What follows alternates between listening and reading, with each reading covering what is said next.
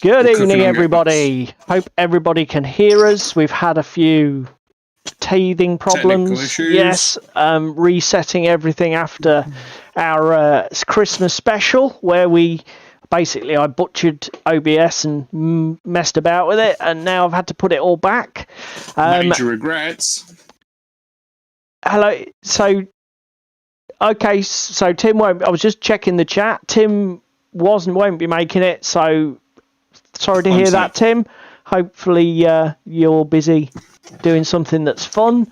Hello, Limburger, stroke Cheese Me. Hello, Darren, stroke Demon Sub. I'm getting to know all these double aliases. Oh, excellent. Thanks very much, Darren. Appreciate the feedback, matey. Right. Welcome back after Christmas, New Year, everybody. I hope everybody had a good one. David and I'm just going to adjust my camera because it's going a bit high. I hope everybody had a good one. We had a good Christmas, New Year, didn't we, bud? Yeah, we had a good evening out with the lads on Monday instead of the club, didn't we? We went up to the pub and had a few bevies. So, bit of a spoiler, there won't be any what we did at club tonight because basically we drank and talked crap in the pub.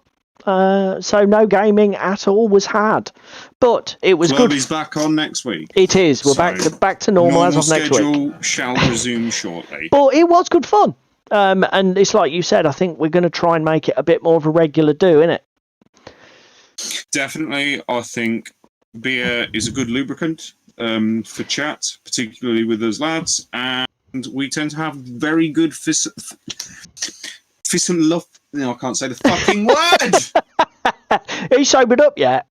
Philosophical. There we go. Got it. Philosophical chats. Yeah, at the pub about games and about all sorts of kind of shit. Because I know. I mean, I don't know how it is for everybody else out there, but when we've done our club night, we do actually tend to adjourn to the local McDonald's for some grub and a bit of a chat. Those of us that can make it.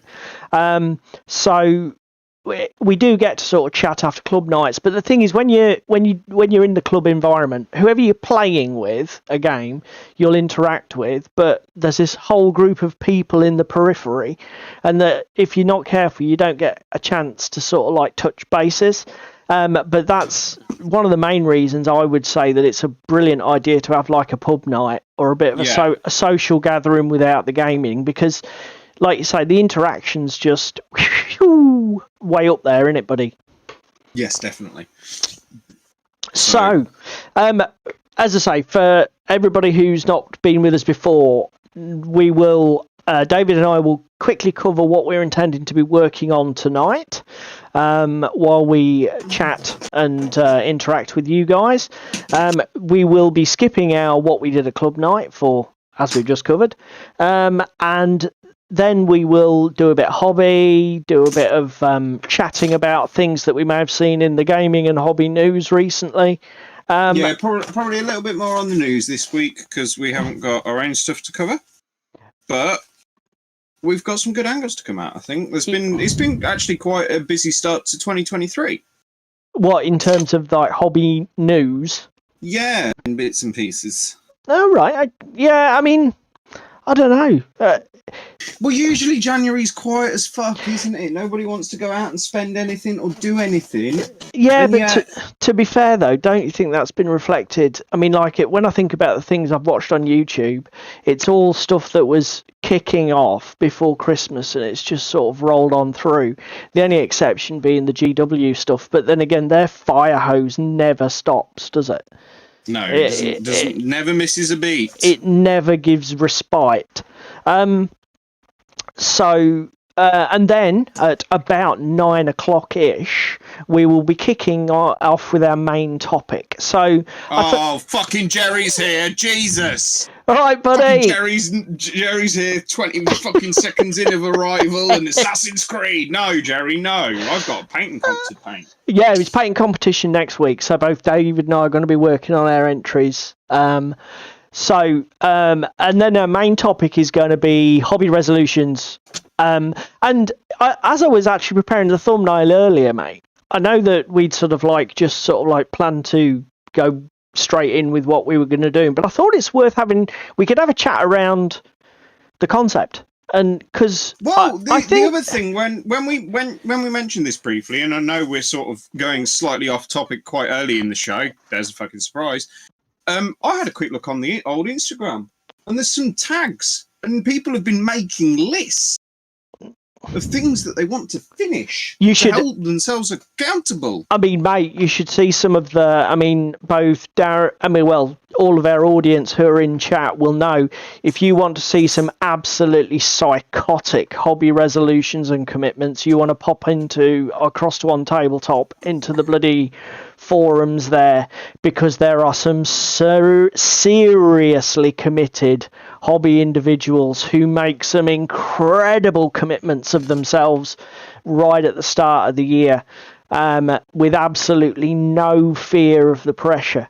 But we'll talk about that when we come to talk about our main topic. Here's some news. There's a Die Hard Miniatures Kickstarter.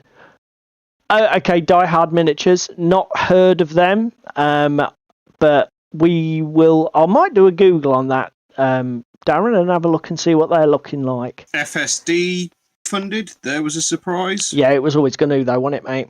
Anyway, do you want to go first with what you're painting to Nigget? Yeah, actually, we can. We can come down to the mini cam. Let me just set up David's desktop. So here we go. Okay, mate. What are you doing? Well, this month's theme is tribute, and what screams tribute more than an orc with a fuck-off massive guitar? Yeah, that's brilliant, to be fair. That was a bit of a last-minute inspiration, but I think it fits the theme lovely. Where did you get that from? League of Infamy. He's a Kickstarter exclusive. I was going to say, where the hell does that figure in League of Infamy? But Kickstarter exclusive, I get it. Okay. Also, he's a villain. He's a bad boy. Is he in one of the missions? Yes, you can play him as a playable character. That is genius. So, what are we going to go with? What we doing for the paint job on this then? I don't know whether to go with the red skin. Oh Christ, we are going way off piste. Or a purple skin. And the reason being, he's more of an ogre than an orc. Okay. In the Mantic line, and the ogres in Mantic are red skinned. Shredding Betty. Is that his name, or is Jerry just Shredding Bear Hetty? That's genius. Being a bit of a guitar nerd, that looks like that might be modelled from a BC Rich bitch, or a warlock. With a massive face in it. It's definitely got BC Rich vibes oozing out of it. Have you thought about your paint scheme on the guitar? Not yet.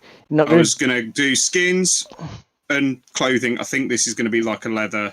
Yeah, you got to be, mate, hasn't it? It's got to be the old denim and leather. You got to do denim and leather. We've got to metal it up. Yeah, but he's not really wearing denim. Make him. And I know I am going to trigger everybody at home because I've just realised pulling this up on minicam, I never cleaned off the fucking mold lines before I primed him. That's it. Jerry's passed out. He's unconscious now across his keyboard because Jerry hates mold lines.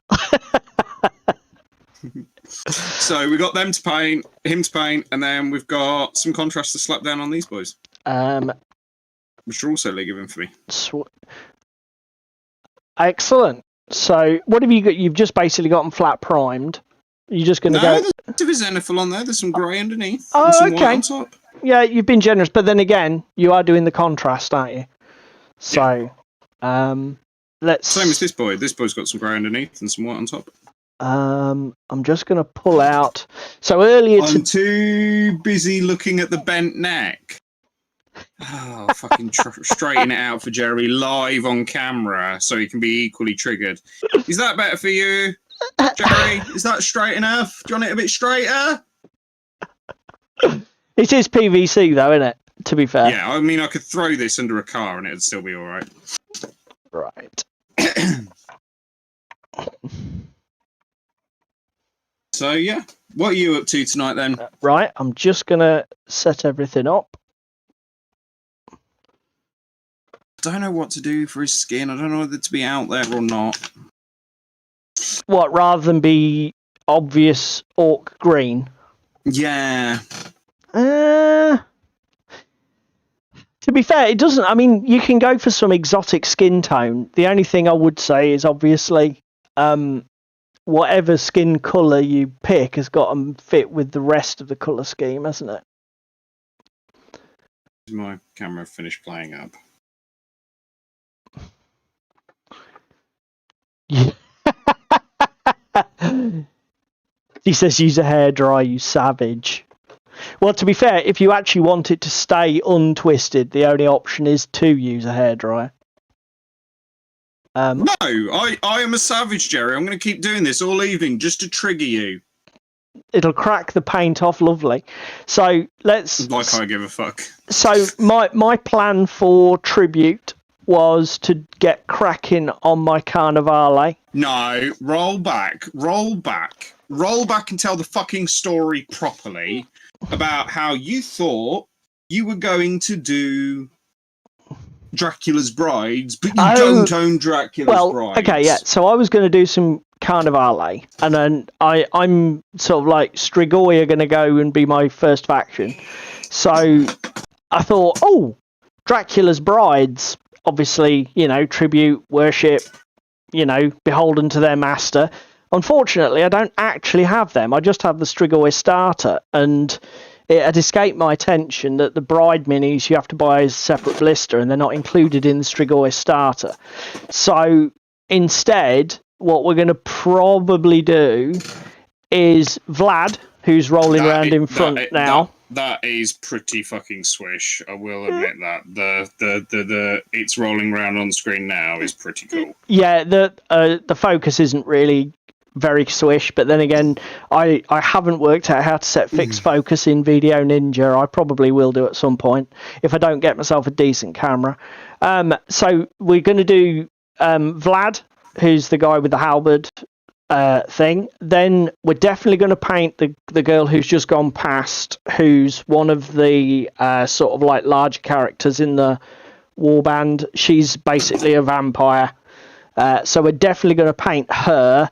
The other two females, which are coming round now, the crouching one and the one with her arms raised, they're sort of like gypsies, so they're not actually dead. They're just sort of gypsy, because the Strigoi faction includes a lot of Romanis and gypsy characters.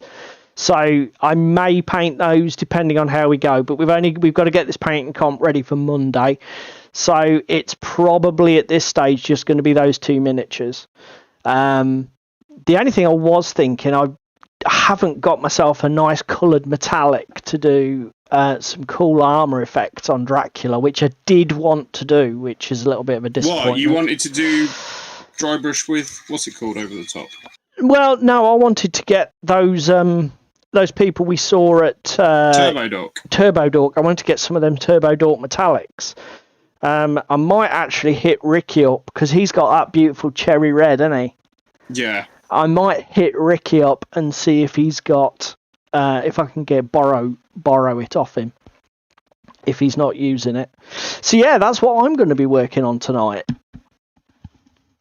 Yes, Brides of Dracula, you're going back a bit there, Demon Sub. I do vaguely remember, I am assuming you mean the Hammer 1970s film with Christopher Lee. It was a very good... Oh, to be fair, though, kitsch aside, all of those old Hammer movies are fucking so cool and watchable. Right. Even now. So... Right, okay, that's us, guys. So, come on, send out in the chat, what are we up to? Are we doing something constructive, or are we just sitting and chilling with a beer? What are we actually up to tonight? Let us know. Why is the air sticking on so badly? I just had a thought. You go steady. You know Oxford Blue, that weird bluey purple? Yes. If you were going to do that as a skin tone... If I was going to do Oxford Blue as a skin tone, okay. How would you work up from that darky bluey purple in the resets? So Oxford Blue is my darkest colour, yeah? Yeah.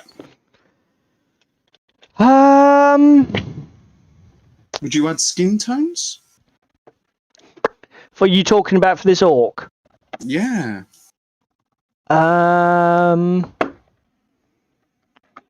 Let's just get my paints out.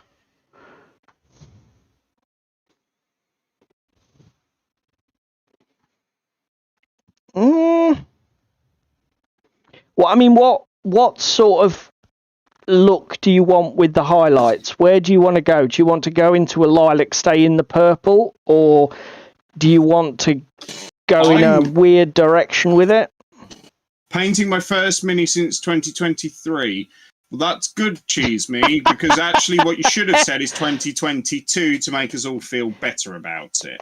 He knew what he meant. You knew what you meant. Adding Sanderson minis. I've just assembled War Games Atlantic and Mantic Lizard Men. More enemies for 5 leagues on the Borderlands. Cool. Do you know what? The War Games Atlantics are beautiful minis. Yeah, I need to have a look at that game. Do you know what, mate? It depends really on what final look you're going to go. I mean, the problem is there isn't really. I certainly don't have any good colours in the.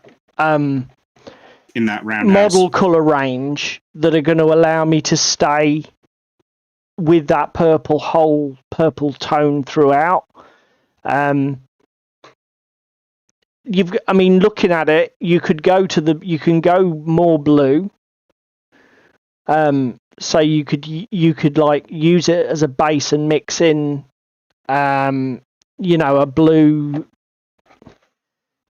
Even sort of like a turquoise colour, mix in something like deep sky blue or something, just a touch, and then just use that as your mid-tone and then do it more for your highlight.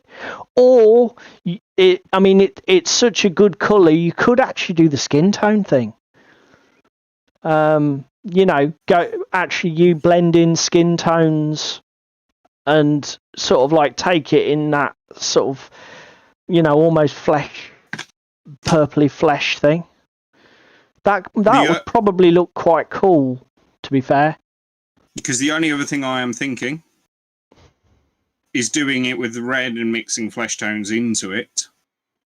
Because red and black is just so rock. Yeah. I think that's decided what skin tone I'm going for, doesn't it? So you're going for the red? Yeah. Yeah. I mean, yeah. Red and black is a great one. Oh, Jerry's working. Oh my god. Jerry! He's painting stuff for the studio. So for an upcoming battle report or video, I'm assuming, Jerry. Spoilers? What? Hang on a minute. Okay, come on then. Come on, cheese me. Oh, thanks, Darren. I didn't realise I'd got a golden button. What was that for? The Forge Father project. Thank you very much, Jerry. And the rest of the team at OTT. That's very much appreciated. It was a great project. I really enjoyed doing it. There is a satisfaction that's unique to getting an army project done in an absolutely stunningly short amount of time. And it's quite addictive. Because even today when I was priming up these Carnivale minis, the temptation I could speed paint. No! Sorry, everyone here at home that I've just ruined your eardrums for. But no, Paul. No. 10 models. Speed painting does seem like I'm taking the mickey at that point. So we're gonna back away. So get back what are you? So again, with your red skin tone, what are you going, mate? Like a blood red? You're gonna go for like a comic book cherry red? I don't really know. I'm starting off with cavalry brown. Okay, so a reddish brown, yeah. There. Yeah, good choice. And we're also. It depends. Dangerous. Ultimately, try the airbrush. What? Just to lay down the skin tone? Yeah. Why? Is there a lot of skin, or are you just going to try and be surgical with your airbrush? I'm going to try and be surgical. Well, do you know what, mate? All the luck in the world. You're a very brave man. I still haven't managed to master my airbrush to the degree where I can use it for those sort of fine control jobs. antenna go? Ah, this is what I'm looking for. Cheese me, you will have to untangle this through. So he's painting his first mini since 2023, right? Okay, fair. Next comment, which is response to his no, you mean 2022, and then he's put both. He started the mini on New Year's Eve, and it was first mini for 2022. So he Are obviously you didn't telling paint me much you in went a 22. whole year and did not paint any miniatures till New Year's Eve? I'm reading that as what you mean, and that just seems. I mean, I'm not being critical. A little excessive.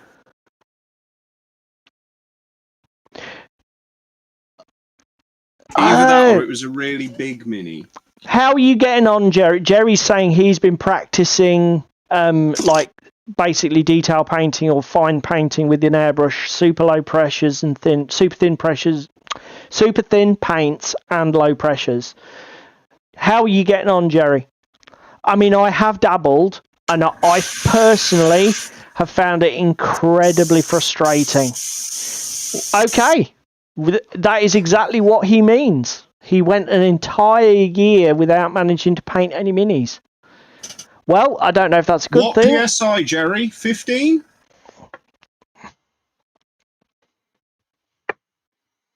Right.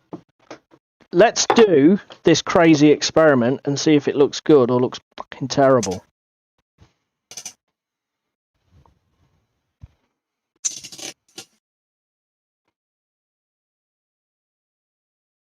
Yep, that'll work.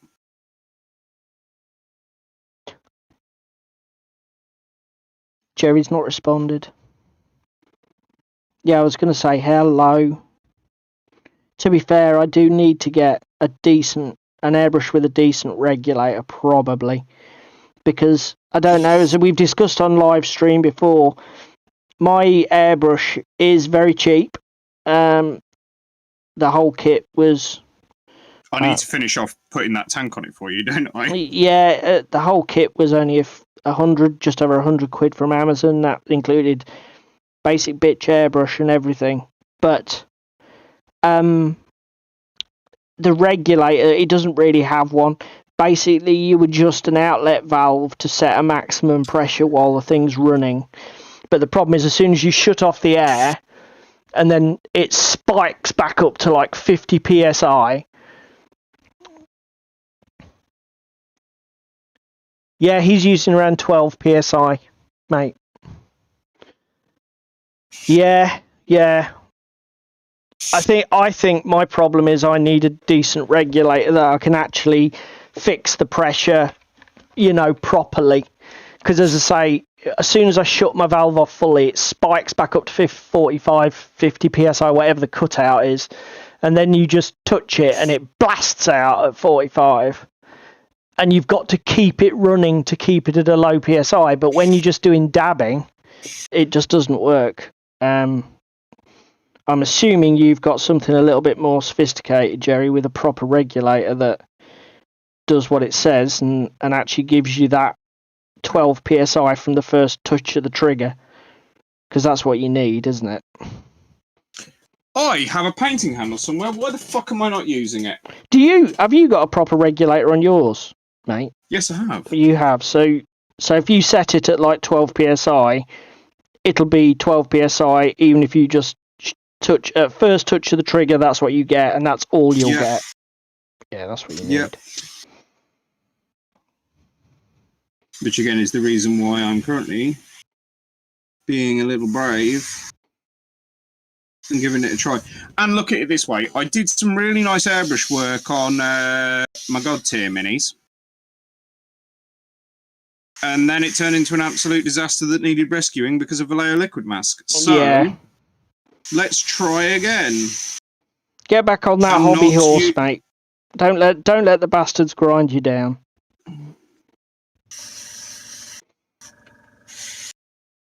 We'll be getting critiqued again for bullying people. Who are? We will be. Us critiqued for bullying? Ha! Ha! I thinketh not. So, mate, while we're busy painting, shall we chat about some news item now? We can in a minute. Let's get this set up. So I don't necessarily know how constructive to the conversation I'm going to be because I'm concentrating. I'm going to put this on the screen for everyone. So David highlighted this to me today. When did it come out? Yesterday. Blood Bowl matched play guide. As there's been an article on Warhammer Community. So for pre-order this weekend. And sort of mixed feelings about this one, isn't there, mate? From my point of view, anywhere else would be providing this free of fucking charge. Yeah, that's the downside. Yet again, GW are asking us to fork out cold hard cash for something that, frankly, another company would have slapped out as a PDF. That's the negative. The positive is, reading the article, I'm really liking some of the things that they've got in here, because much as I enjoy Blood Bowl as a pick up and play game, my personal opinion is when you start playing a league or tournament style using the rules as printed, it very quickly spirals out of all control with a winners win and losers lose, and it sort of disappears rapidly up its own arse. And they've introduced, like, this book covers loads of things like alternative player advancement systems, so that lower tier teams get more skill points so they can potentially perform better in follow-on matches. I don't know if they're going to handle casualties differently, but you know, the article, fine. I think it's got some great stuff in it. I'm liking the look of it. But it doesn't say how much this book is going to be, does it? No, but it's going to be 20 odd quid, let's be brutally honest. At least. And I'm just, why we got to pay for this? Do you know what I mean? Really? You know, fucking tournament. I was just saying to a friend that we should play more Blood Bowl this year. Probably 9 versus 9 for quicker games. Well, there is sevens rules now. Yeah, Blood Bowl sevens is a format, Darren, isn't it? If you wanted to go down that route, because I know I've never played it, but the idea seems sound. I'm a fan of sevens, I believe. Has he played it then? Yeah. We'll have to sound Dan out. I must confess, when I read this article, I thought if there is a guy at the club who's going to buy this, it'll be Dan. Or Trev. Or yeah, Trevor might actually. Yeah, that is a very good point. Either of those are great candidates for buying this. But do you know why?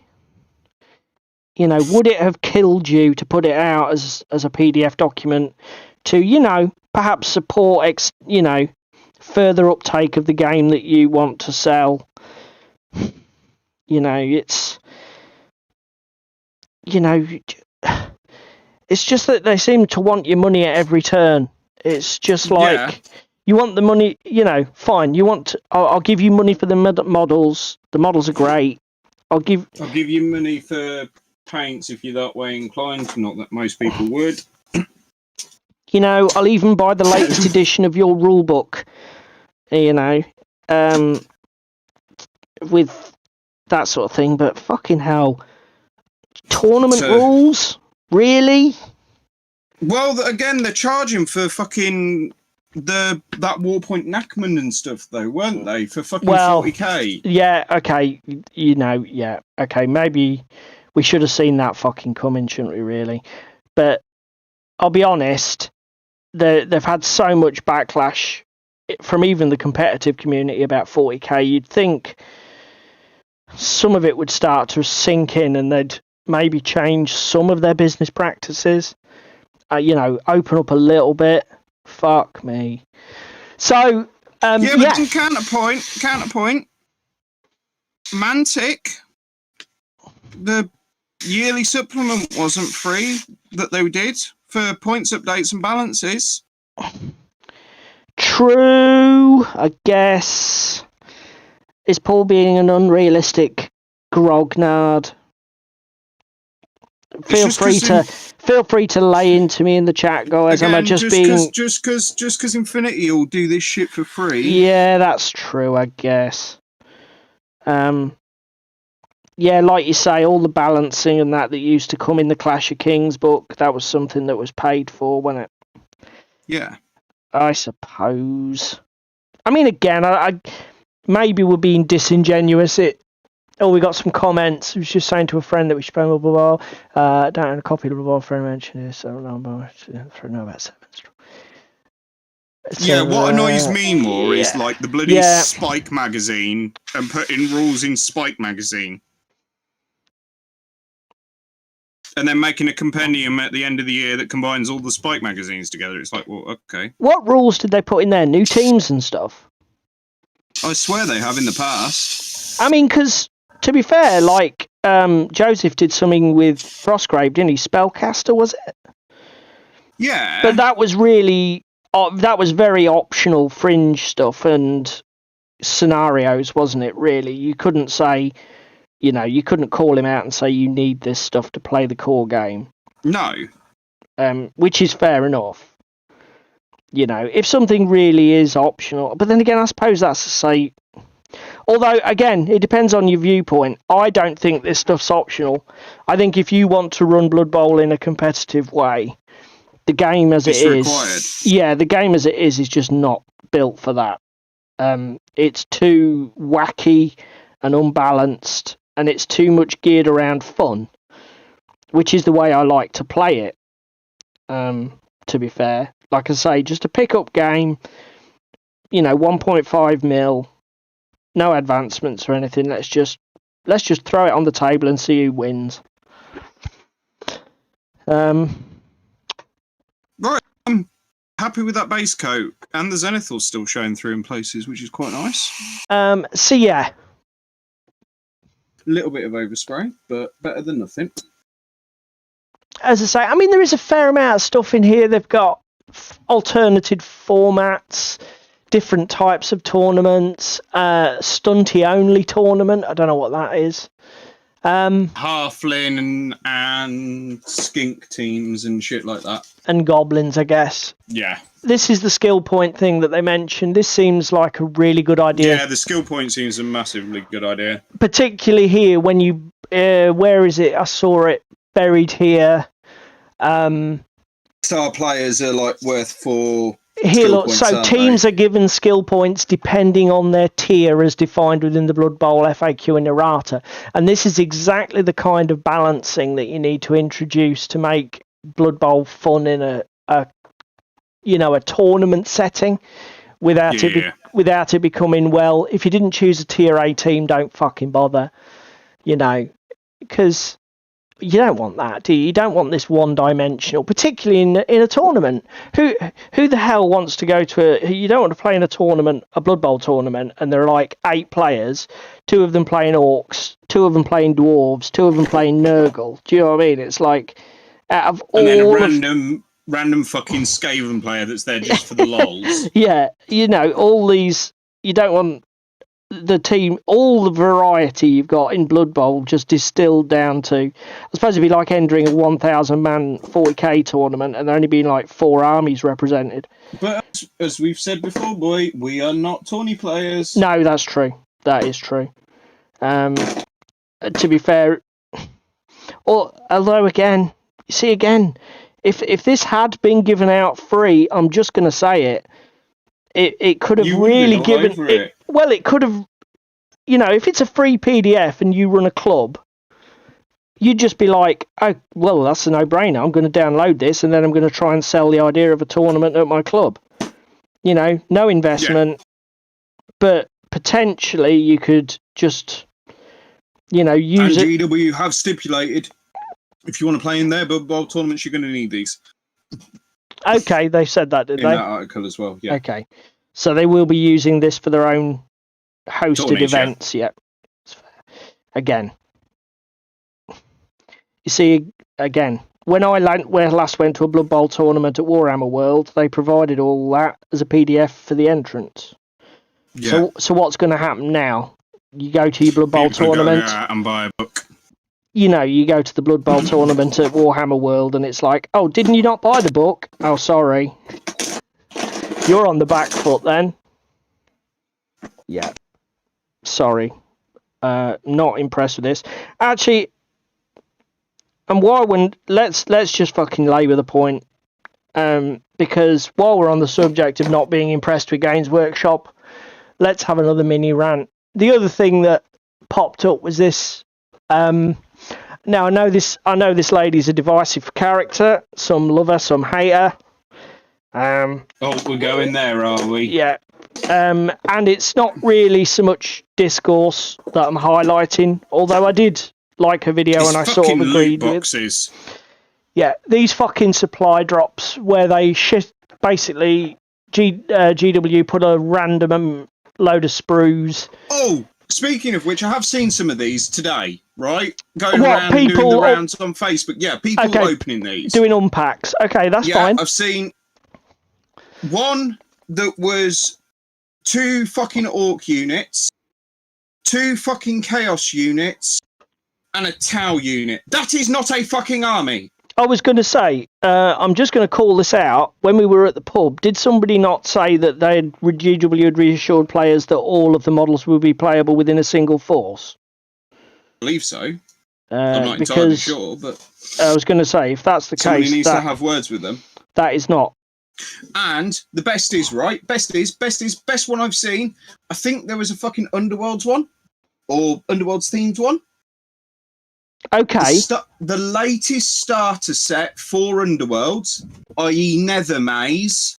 Yeah. With Arrivals for Harrow Deep card expansion pack. Yeah. Okay. I know also that Why? Yeah. Well, and this is exactly why I immediately took against this product. Is that it's gambling, it's fucking random, their stuff is expensive enough, and I know there's going to be people there saying, oh yeah, but for me 60 quid or whatever the fuck these things cost, I didn't even look at it properly because I was that angry. 65 quid, oh yeah, but they sent me 100 quids with the models. Well, number one, those models aren't worth 100 fucking quid. Just because they charge it doesn't mean they're worth it. Second, I've got a sneaking suspicion that the vast majority of this stuff is going to be old lines, poor sellers, and shit that they just want to clear.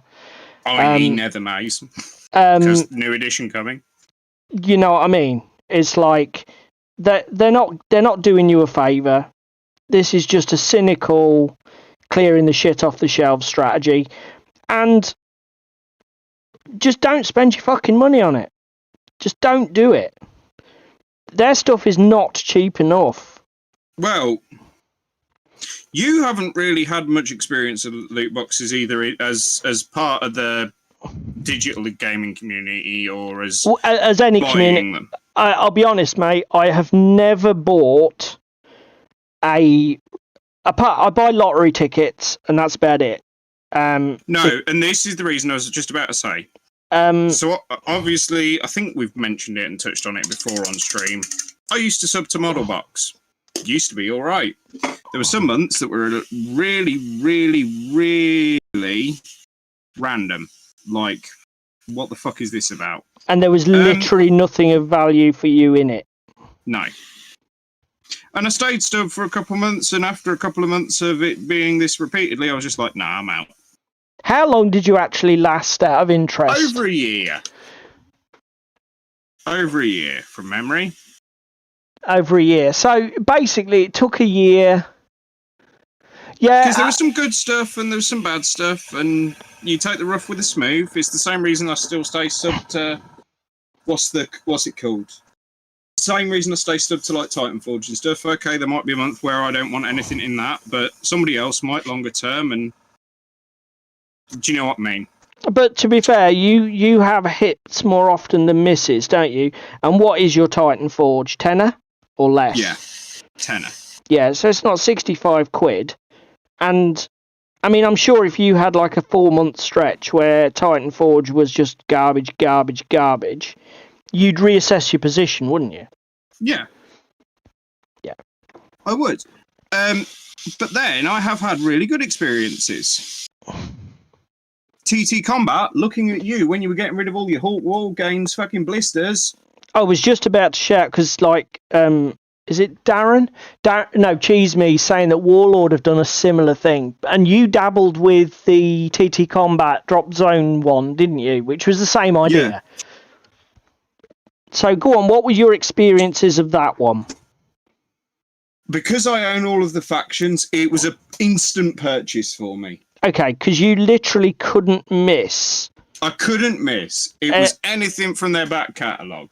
And the only thing that would be a feel bad was like endless duplicates. Yeah. And to be fair, there was a couple of duplicates, but there are shit you want duplicates of. Yeah. Of like transports and shit. Yeah, okay. So for you, it was a bit like the gamble was easily worth it, and you'd sort of like, there was so many scenarios where you could win and very few where you could lose outright. You went for it. How was it in terms of its cost? What was it? How much did you have to spend to gamble? Can't remember off the top of my head.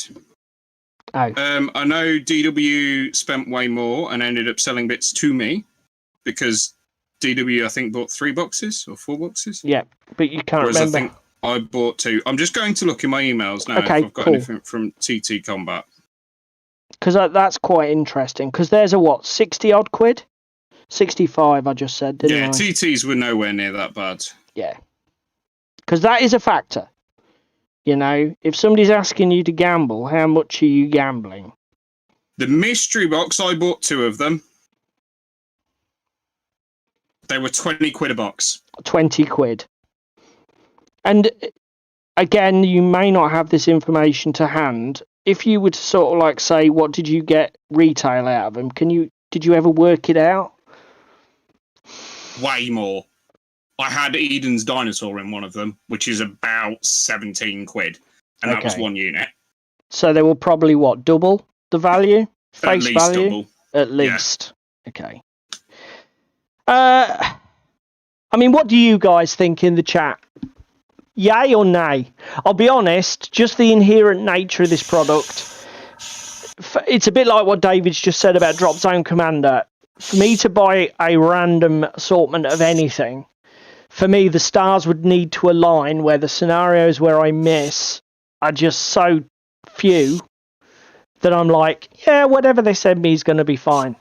And I just think, I mean, again, that is also, I think, relevant. Okay, so Drop Zone Commander is not a massive game compared to 40k, is it, mate? No. I mean, you've got, 5 factions? Yeah. So you got 5 factions with nothing like the scope of models that you'll see in 40k. There is probably in total 30 models of faction. So, you know, your whole sort of like smorgasbord of possible random outcomes is way tighter before you even start, isn't it? Yeah. I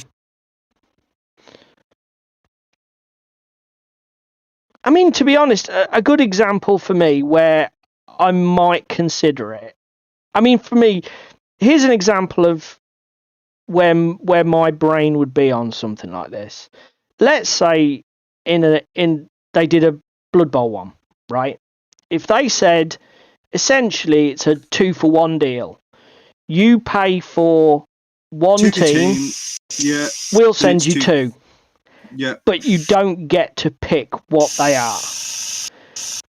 Because I love Blood Bowl as a pick up and play thing, because the miniature sets are quite self-contained, you know, and beautifully sculpted. Yeah, and because there are so few models, like you say, there's very few things in the range that go, not for me, thank you. And I've got a lot of old stuff. I don't have a lot of the modern boxes. I've only got Skaven from the new plastic reissues. Oh, and the Undead, actually. Do you know what I mean? That's the sort of scenario where I might be like, yeah, okay, fine. I'm going to get 2 teams for the price of 1, so it's effectively 50% off, and you're just going to send me 2, and it'll be fine, because whatever they are, I'm cool. But this sort of thing. So Darren saying it's not for me, I'm assuming he means if I want something, I want something specific. Yeah, and to be honest, Darren, the more that you own, the more that gets. Jerry did some random buys for WotC Star Wars, and that's because it's the only fucking hell. Wow, Jerry. So what? They had models that you could only buy in like a random. What the absolute fuck, man? It's no worse than the blind buy heroes from GW though, in the Space Marines collection and stuff, or that was only available in Japan. Okay, Cheese Me or Limbo's come back with the Warlord ones were themed and predictable. So do you mean, Cheese Me, that they were... Because obviously Warlord do a huge range of games. So what they were like, they were themed, it will definitely be Black Powder, it will definitely be Hail Caesar, it'll definitely be whatever. Or was it even more tight? So it'll definitely be Late Roman, it'll definitely be American Civil War, whatever the fuck. Right. So Jerry, is it like the thing David's just mentioned, where it was basically unique characters, blind buys? Yeah, it was blind buy Bistas. You see, again, from my decades of playing CCGs, I'm afraid I just wouldn't buy something like that on principle. I have had enough blind buys in my time. Again, it's something I've, unpacking boxes and boxes of booster packs, and nah, I'm done with all that. If I want to, again, what do they say about Magic the Gathering? Go out and buy singles. Go buy singles on the secondary market. And to be fair, in your case, Jerry, I would happily pay double or even triple. If I wanted a specific Star Wars character, I'll let somebody else do the fucking random for me, and I'll pay double on eBay to get exactly what I want, knowing I'm getting exactly what I want. Yeah, I'm afraid that's where I'm at with it. So Warlord had a Conflict 47 one and a World War II one, I think, Soviets. Okay.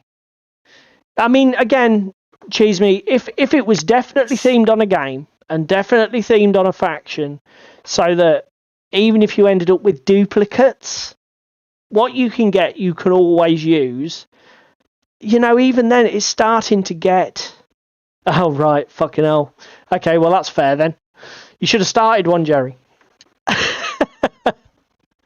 If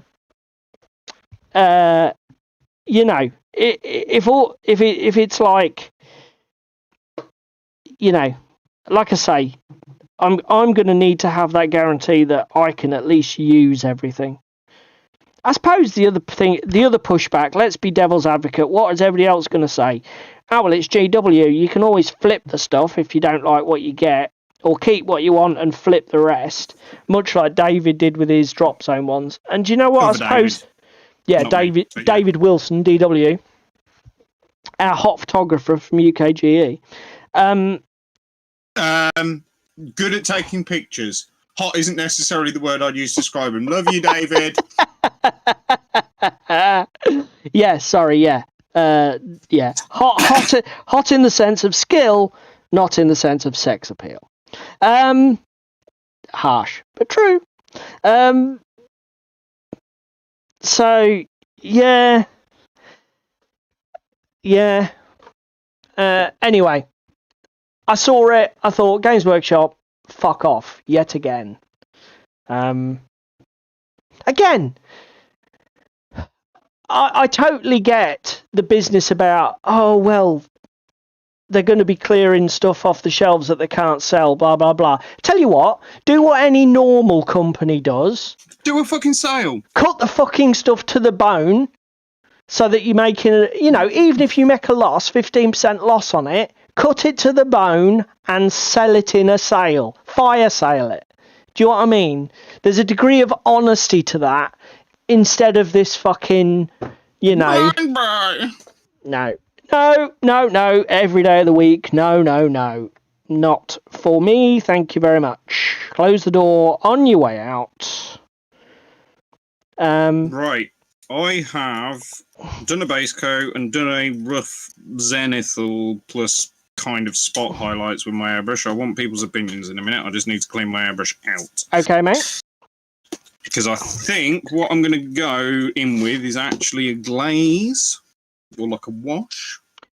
Just to pull the definition out in the recesses. And possibly just a little bit of a brush highlight. And then I think that's his skin done. And I used, for reference, Cavalry Brown. Okay. And Salmon Rose. Okay, so come on, hang on. Back it up a step, son. So you what? Cavalry Brown base. And then what did you do? Just keep adding more rose. Just a drop. Just a mix, and I mixed it up in the cup, but I was gradually getting more and more, not salmon rose even, sorry, brown rose. Yeah, that's gradually getting more and more brown rose towards the top of the mix. So... Yeah, that's what I was getting at. So you didn't do like a 2-stage. You effectively used the airbrush to do a super smooth blend by just adding a bit of brown rose, give it a spray, add a bit more, spray it again, that sort of thing. Yes. Okay, cool. So Cheese Me says... It's not necessarily the cleanest, again, it's only a 28mm mini, but it's a start. It's getting the skills there. Yeah, I know, Limburger, this is the thing. Blood... What? The guys are just talking about this fire sale mentality. Limburger's saying that Games Workshop are famous for never sale pricing. And, you know, it's sort of like a meme at this point. And I don't understand why. You know, it's a retail practice that everybody does. Fucking, why are you so special? I don't get it. I don't understand it. Darren makes a very good point. Demon Sub makes a very good point. There was a bargain box in the 90s at Games Workshop Newcastle. Some blisters in there for years. And again, that is very true, Darren. You know, when you're doing the fire sale thing, you can mark things down to literally nothing, and people still won't want it because it's garbage. But, you know, as a retailer at that point, bin it, write it off and bin it, or donate it to charity. You know, it's like... I mean, a good example was Wayland's Black Friday sale. They're still sitting on a ton of the old metals from Batman Miniatures Game First and Second Edition, and they were selling like 3 or 4 miniature blister packs for that game for like less than £1. At that point, I could have spent 20 quid and probably bought, I don't know, about 4 kilos of metal, and I was sorely tempted because I bloody love the game and I love some of those old miniatures. I'd happily... My camera is ready when you are, sir. Okay then, mate. I'd have happily had them, but obviously they didn't sell them. Yeah, the combat patrols. Yeah, the fucking... But even the combat patrols, I mean, you haven't got to spend more than 2 minutes looking on the internet to find people who say some are great value, some are fucking shit value. So even they're not a consistently good value sale item, are they? And again, like fucking the... What's the one Ricky has? Sisters of Battle for fucking AOS. The Starter Army Combat Patrol for that isn't even fucking legal. There's no battle line. Yeah, it doesn't even make... I mean, it doesn't even make a legal playable list at a low points level, does bollocks. So... Anyway, let's put David's camera on screen. There we go, mate. You're good. Ooh. So we got that down in the recesses. I don't know if that's your lighting, but that's not what I was expecting at all. That brown rose has really gone flesh tone on it. But then again, that brown rose is a very common colour in flesh tone recipes. This is why what I was thinking of getting black red or even getting cavalry brown again, just giving it a glaze over it to just put that red hue back into it. Yeah. And also to just pop the definition on his muscles and things. Obviously, it was more of a zenithal. Oh, it does look redder from the front, to be fair. But will the cavalry brown's a bit dark? Aren't you better going with a glaze? Cavalry brown is what's there. Yeah, I know, but to glaze, isn't it a bit dark for a glaze? Well, what would you recommend instead then? Something like that? Not necessarily calming red. That's a bit bright. Yeah. Well, no, I mean, it depends on what colour you want to go for. Are you going for the flesh tone? I want more of a flesh tone, dark and flesh tones than That would poppy be cartoon that red. would be a good choice. That flat red. What would you mix it with? What, flat red? Yeah, to get it to go to a glaze. I've got Have you got some sort of medium? Yeah. Okay. I've got some matte medium, I've got some matte varnish, and I've got some thinner. Try that. Maybe. If you don't feel that the red intensity's there. No, Although, the red how you feel about your shadows? Are your shadows deep enough? No, the shadows aren't deep enough. Right, in that disregard what I've just said then, because whatever glaze you need, if you need it to darken your shadows. Yeah, I thought you just wanted to tint your highlights because you felt you'd gone a bit too flesh tone. But nope, no, I need to okay. tint my shadows. Yeah, no, you probably do need to go darker then, bud. Yeah. Cheesemeat says, yeah, you do need to know what you want. Start collecting cards. Knock the camera off, but? Yeah, I've done, buddy. Jesus Christ. I know we started late, but 9 o'clock's come around really quickly. Oh, no, it has. Didn't take it long, did it? TT Combat, I love your models, but your resins leave a lot to be desired. The amount... Correction. What? They're miniature resins that are not DZC.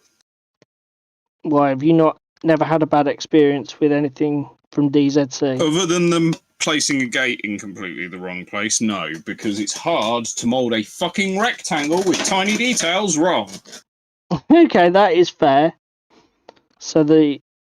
But, oh man, some of these Carnivale miniatures, really, guys, really. I have been over these miniatures so many times, and I'm still pulling flashing and fucking mould marks from the weirdest location. When you bought them and that fucking lamppost was a complete and twat, I told you should have rung TT and got it sent back and got a different one. To be fair, I should have done. I should have just said, you see this? Hindsight's wonderful. Yeah. You see this, guys? No.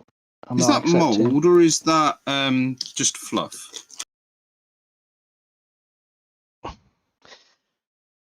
Right, I think... No, I am fairly sure that is mould, so we're getting a new sheet of paper out. Let's go to video pool. Just before we get into our main topic, I shall put put my models on the old... Yeah, no, that's definitely mouldy. Wonderful. That's because I've not fucking painted anything for a couple of weeks. Was that your palette? Yep. That's irritating because it's actually in the sponge as well. Don't worry about it, mate. I don't know why people worry about mould in fucking wet palette sponges. It's never bothered me. Yeah, but I'm just gonna. So that's what I've done. I managed to get this red down. I've put down. So what I've done is I've put down. I'm just gonna go give it a wash and then I'll be back. Okay, mate. I've put down burnt red on all of the fabrics and all of the skin because for those of you who watched a few weeks ago when we talked about this, I think it was probably 2-3 weeks ago, I've got this idea for doing their skin tones because I want to do something really weird for my skin tones for these miniatures. Okay,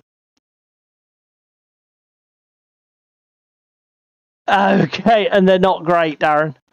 Yeah, I mean, to set my stall out, resin is my least favourite medium for miniatures. I would rather work with metal than resin every day of the fucking week.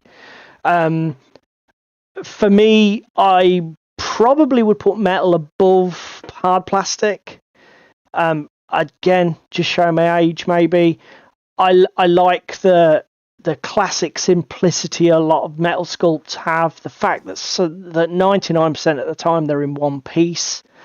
I'm not afraid of cleaning metal up, with files and stuff like that. I'll bear that in mind, Jerry. So basically what you're saying is don't pick up Moonstone on the secondary market, because I'm assuming that they now got much better quality control on the manufacturing. To come back to what I was saying about my skin tones, I am, because I'm a paint to play guy, I never really take any risks, and I never really do anything unusual.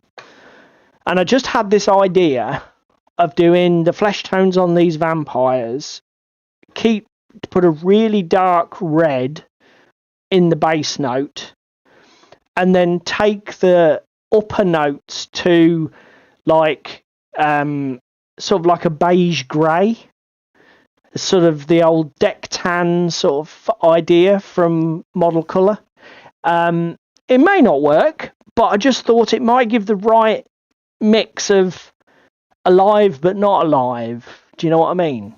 I don't know if any of you guys have got experience painting vampires or this sort of undead, and say, oh yes, I've seen that idea done somewhere else. But if you have, and there's a recipe, or you think, or even a YouTube video where I could go for inspiration and help, chuck it in the old chat there.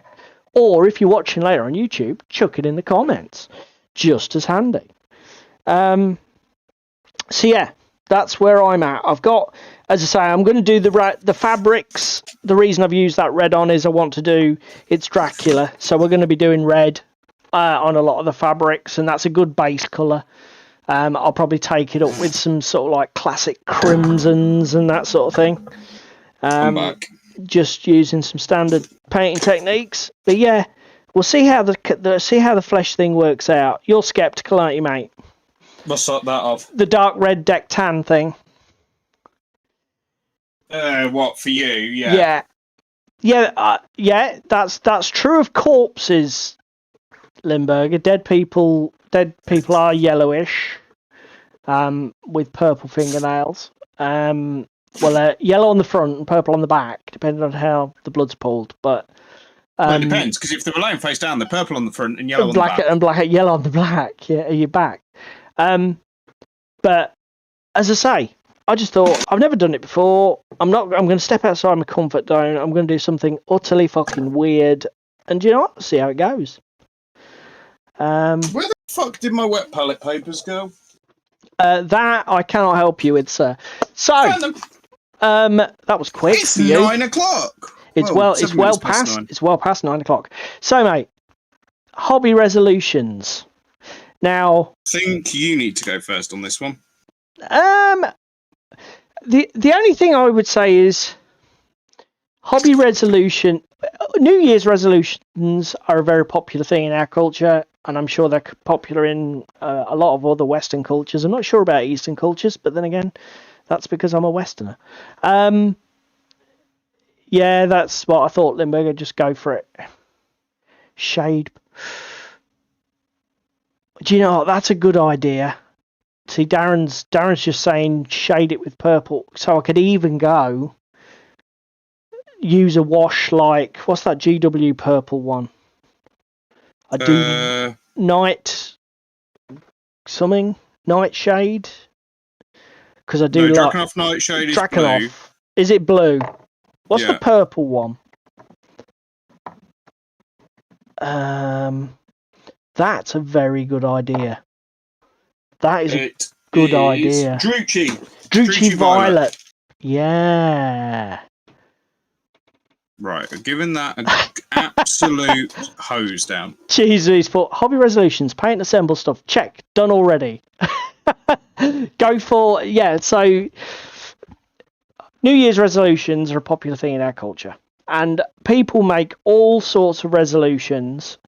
And I am sure that 99.9 to an infinitesimal number of repeated decimal places of New Year's resolutions are dead in the water by the second week of January. I'm just calling that here. I have no evidence to back up that assertion, but I'm just saying that I reckon that's the thing. And much as much as I think it's a great idea, I wonder sometimes when our community starts, what are your resolutions for next year? What are your resolutions for next year? I wonder whether the pressure from that to just make these resolutions that, frankly, you're never going to achieve is really a recipe for disaster. Because how many people who fail at their resolutions and then get the feel bads, and it just ends up in a bit of a spiral of negativity. So that's what I would say. What I would say is, before we go any further, do not feel, if you are in this hobby, that you need to make hobby resolutions for the year.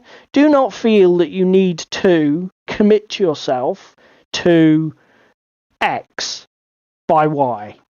Do you know what I mean? If that is, because above and beyond all of that, you need to enjoy this. Yeah. This is a leisure activity. Very few of us get paid to do this. The very rarefied... Jerry looking at you. those that are doing this for reasons other than personal satisfaction and entertainment are a rarefied few. So before we go, before we go any further, do not think that we are putting you under any pressure to do this. I've just realised that text label's wrong. I knew I would miss something when I was sorting this stuff out. It'll be obvious when you're watching it back. Oh, Paul and David. Yes, we'll hide that. David's down here, boys and girls. We'll hide that. So yeah, that's that little disclaimer out of the way. Do you have anything to add, mate? I think, like you said, you got to make them for you and do them for you. And there is a counterpoint, and I do like to be devil's advocate and caveat it with things. Pre-COVID, you peer pressuring me into what was the goal? Mini a week or whatever it was? I hadn't realised I'd done that, but that's fine. Well, we were talking about it with New Year's resolutions and everything else, and I was going so well, and then March arrived, COVID happened, lockdown happened, and fuck all happened. Yep. But then that's what started this channel. That's what caused us to get online, spend so much time together, motivating each other, particularly in the second year of lockdown and not being able to do fucking square root of jack shit, was the fact that we'd made that resolution. I'd made that resolution to you. I love hanging out with you, spending time with you. Let's try and knock it out and get on with it. Yeah. But did you falling behind with your resolutions? I didn't give a toss after. Okay, right. But so again, you were quite, what's the word? You were quite sanguine about the fact that you'd set yourself these goals and then didn't. Yeah, because again, we had the Great Plague. Yeah, and I suppose that's a good excuse, isn't it? It takes the pressure off. So, having thought about it a lot today, my biggest resolution is going to be a weird one because it's a resolution in the negative, in a way. I am not going to buy a ton more miniatures. My biggest resolution is to be much more focused on what I purchase than I have perhaps been in the past. I'm going to try to not make any impulse purchases. I'm not going to purchase anything that I don't have a plan for. And I'm only saying this is for this year because the other side of my resolution is I want this to be my year of terrain. I want to make terrain my focus for my hobby. You want to get them tables finished this year, because like so many gamers, it's the area of my gaming collection that I neglect the most, and I really, you only have so much money, you only have so much time. I'm probably going to buy as much pre-painted and ready to go stuff. I mean, the reason I say that, Limburger, is I'm going to be brutally honest with myself. There is no way that I am not going to buy any more miniatures this year. That I may surprise myself, and I may be sitting here in December 2023 having purchased no new toy soldiers. Let's be fair, I have enough that even if I painted everything I own, I still wouldn't. Hell hasn't frozen over yet, buddy. Jesus, if I painted every model I own, not only would I not get it done in a year, but it would just be fine. I will have games to play for days. So, as I say, my first one is a resolution of focus. I am not going to buy miniatures without them being a definitely required purchase. And yep.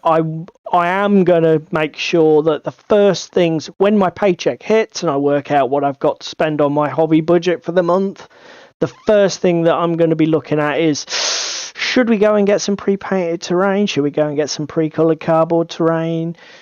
Where are we at with that? So that's my first one, mate. Have you got one? I think my first one for this year is to get more painted, I know it's a running joke here on stream, but to start getting Assassin's Creed done, to start getting those kinds of games, again, League of Infamy that I'm painting tonight, start getting some of these on the table and get them more finished.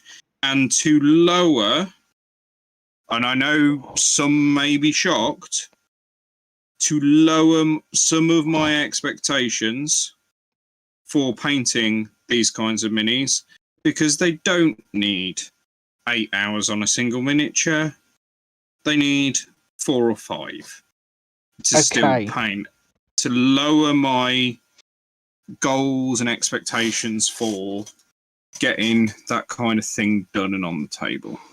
So sort of like tied into getting more miniatures actually table ready. Yeah. Built into that, moderating your expectations as to how much work you put into every project. Lowering my targets. Okay. I imagine that may have something to do with it, Limburger. Don't let them tell you peer pressure doesn't work, boys and girls. Right. So, in terms of positive resolutions, it's sort of related. My other big resolution is that I want to get games to the table that I own stuff for, but either haven't even painted or played yet, or have played far too little. Okay, so looking at you, Carnivale, looking at you, Wild West Exodus, looking at you, DZC. Yep, looking at you, Volsung, looking at you, Aliens versus Predator, the miniatures game. Armada. Armada was a new one to the table because obviously you gave me the Salamander Fleet starter set for Christmas. But yeah, I mean, focusing again.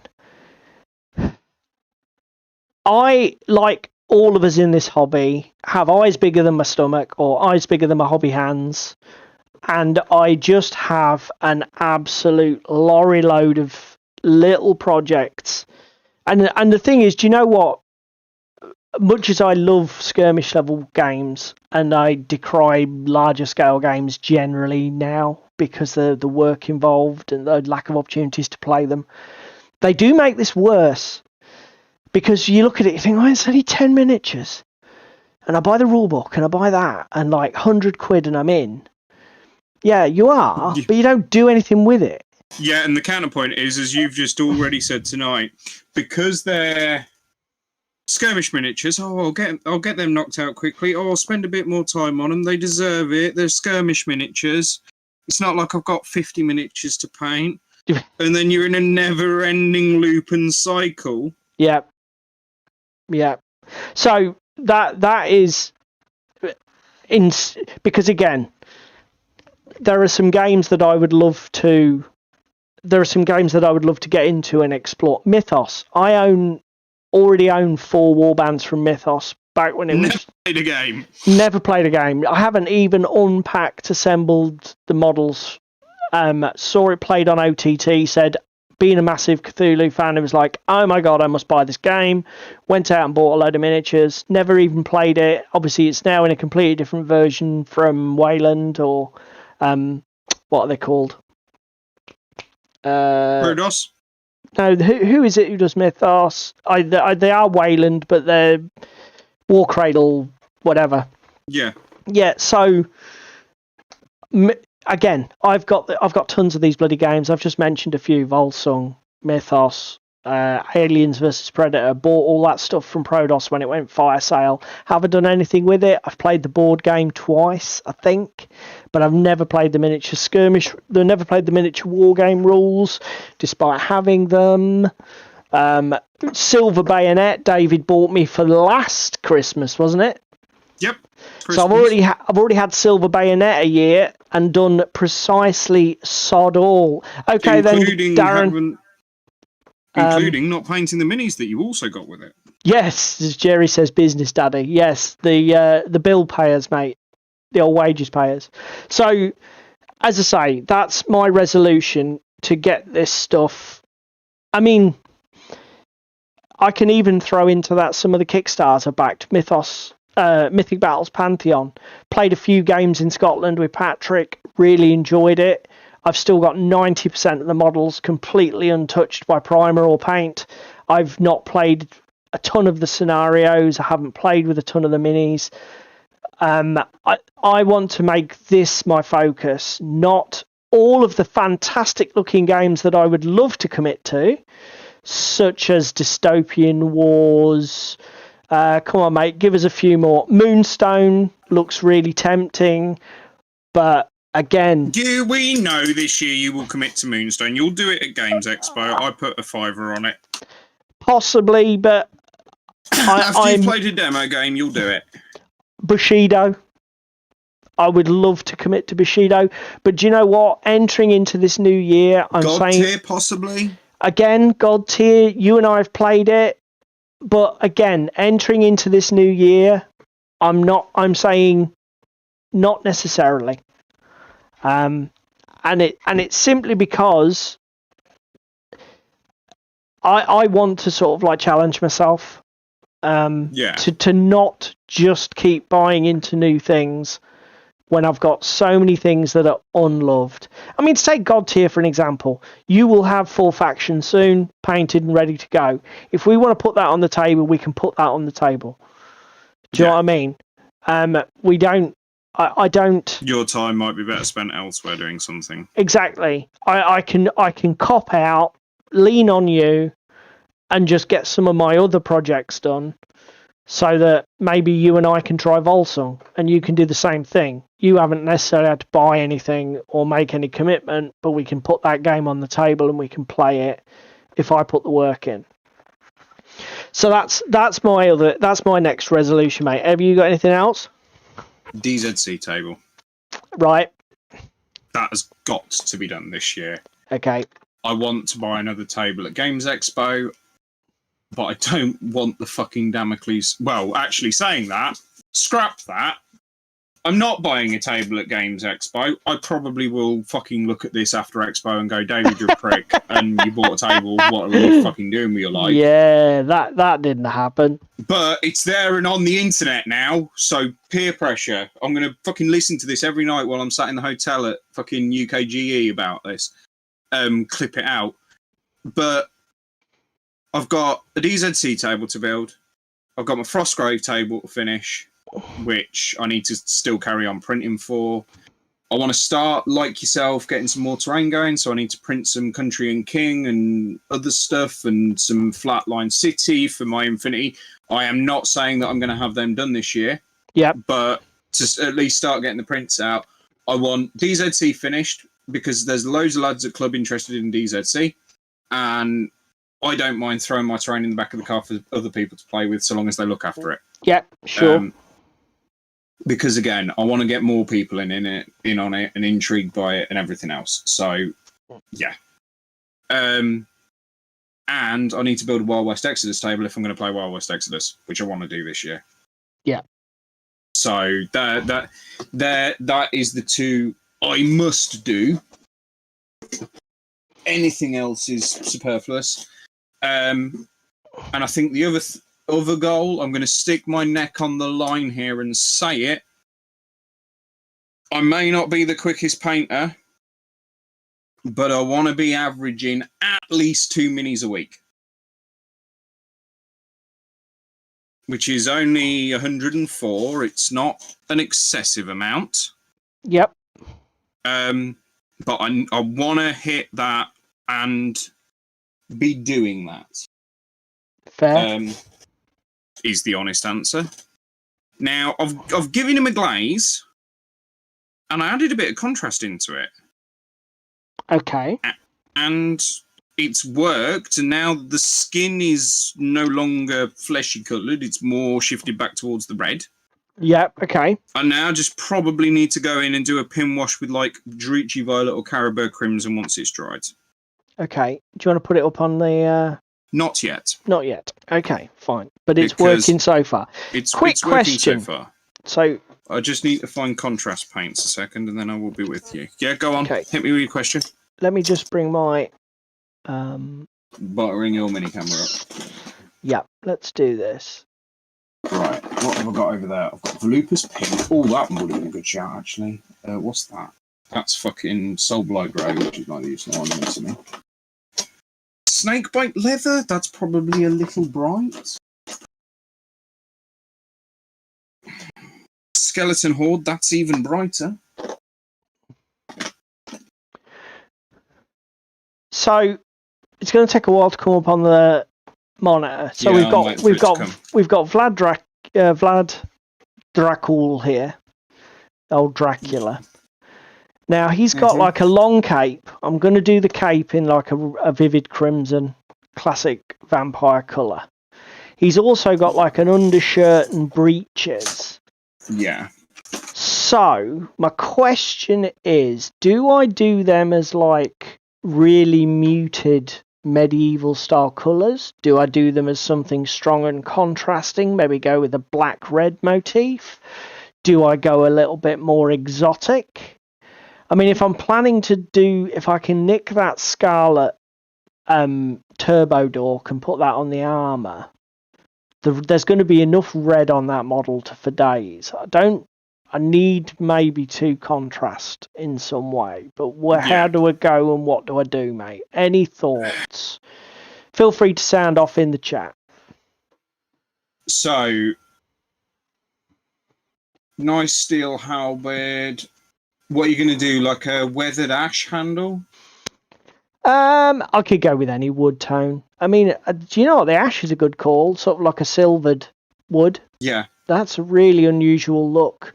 I've got to be careful I don't end up in the sort of grey palette that I'm using for the skin, though. That's the only thing with that. Yeah, there's enough separation, though, other than the one point where his hand is. Yeah, I think you'll be fine with it. Okay. Because where it does blend together on his hand, whoop-de-doo. So, okay then, Jerry. So, rather than going for drab tones, obviously, what do you reckon? What do we think, colour theory wise? I mean, if we do black for the breeches, what about for the shirt sleeves? Blue? What blue are you thinking, mate? Field blue. Which is what number? 58. Field. Weird, wacky colour. Oh, that's very grey blue, isn't it? Yeah, it ties with your other stuff, but without being... Yeah, very muted. Hot pink, neon green. Well, yeah, that's a thing. I'm not sure if it'd quite convey the air of menace that I'd want from a character like Dracula, hot candy pink pants. But thanks for chipping in there, Limburger. That's great. So, in sort of response to your hobby resolution about miniatures per week, I'm not going to do that. I'm going to shy away from that sort of like specific commitment, because to be honest, no, I get that, and it's just a personal thing. I find those the hardest to do, and they can be some of the most, demotivating when you fail. I'm